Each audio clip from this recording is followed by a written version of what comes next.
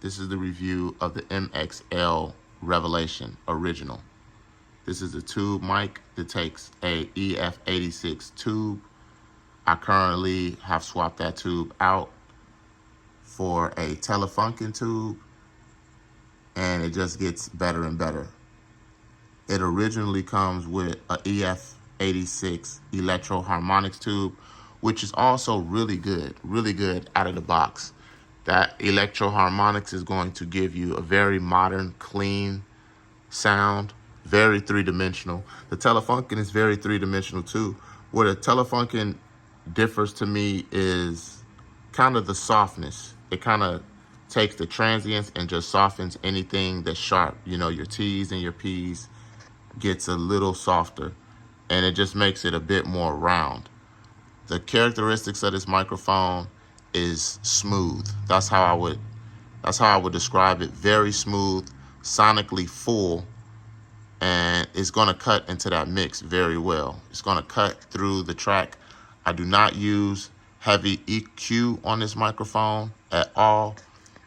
I only use EQ on my master bus, and it's hardware. You know, I don't use too much software EQ, period.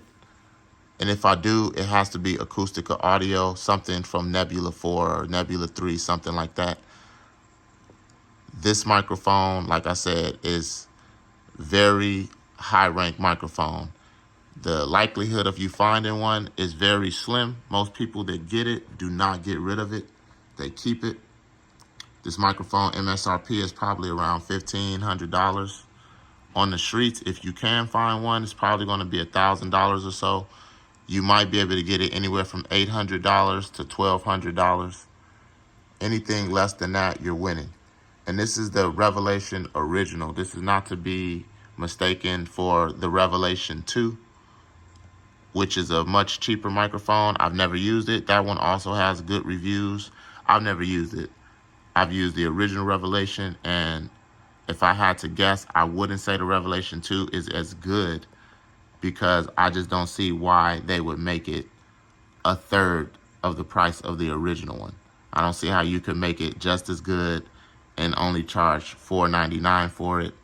It doesn't make sense from a business standpoint. So I believe the Revelation 2, they cut a lot of corners, so average people, which is their normal fan base, would purchase it, because MXL is known for releasing inexpensive microphones. The microphones are normally cheap, and you get a lot of bang for the buck. This one broke that mold. MXL Revelation was not a cheap microphone according to the MXL standards. It's cheap if you compare it to a U87, of course. You know, if you compare it to a Sony C800G, sure, it's cheap. You know, that's a $12,000 microphone. But $1,500 MSRP is definitely not MXL territory. That's not normally what they're doing. You know what I'm saying? So this microphone was a very expensive mic. I dare to say the most expensive mic MXL has ever released. And I could imagine that it did not sell as well as something like an MXL 990. I'm sure it didn't sell as many units as something like that, little $100 microphone. So I think MXL moving forward, they backtracked to get some of their fan base back. They made a Revelation 2, and they cut a lot of corners on it. And I'm sure the Revelation 2 is still a good microphone to the untrained ear. You know what I'm saying? Do I believe that it's playing on this level? Absolutely not. I don't believe it. But like I say, it comes with an electro harmonics tube EF86, which is not to be confused for a 12AX7 tube. It's a bit more high ranked. And like I say, out of the box, my impressions of this before I swapped the tube out, it was a very clean microphone. Real clean, very three-dimensional. I only swapped it because after so long, that tube is going to wear out. So these are not maintenance-free microphones. You know, I give it maybe a year or so. That tube is going to give out maybe a year, maybe two, depending on how long you leave your mic on. This comes with a power supply as well. I have that power supply down here underneath my Golden Age. This is the power supply for it.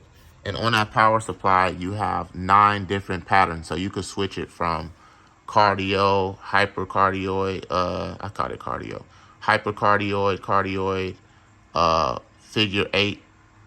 You know, you have options. You know what I'm saying? I believe you have 9 different polar patterns, so you can get 9 different characters out of this microphone. Of all of my condenser microphones, I currently rank this one #1 for sure. And I've had a lot of condenser microphones. You know, I've had the Rode NT1. I wasn't a fan of it. A lot of people say, hey, you don't need a expensive mic, just get a Rode NT1. My observation of the Rode NT1, it was very sharp, real spitty, you know, ear fatiguing. It was just far too sharp, and it was very hard to round it off. It's too clear, like it's characterless, if you ask me. Like, it's just too damn sharp. You know what I mean? I'm into real full round vocals, like, you know, Luther Vandross, or, you know, something like that from the 90s, and some Maxwell vocals. And a Rode NT1, I'm not saying you can't do it with an NT1A or NT1000 or Rode or whatever. I think in order for that Rode to be on a level that they make it out to be, you would have to be in a very good treated studio, well-rounded with some very nice hardware. But I had that Rode. I got rid of it, of course. I currently have a Neuman u87ai. I got a Neuman TLM 103. I got a Neuman KMS, I think it's a KMS 105. I have a fair share of microphones. You know, I got some dynamic mics, but I'm not going to list those. Out of the condenser microphones that I have, despite the price, this is the best condenser microphone that I own.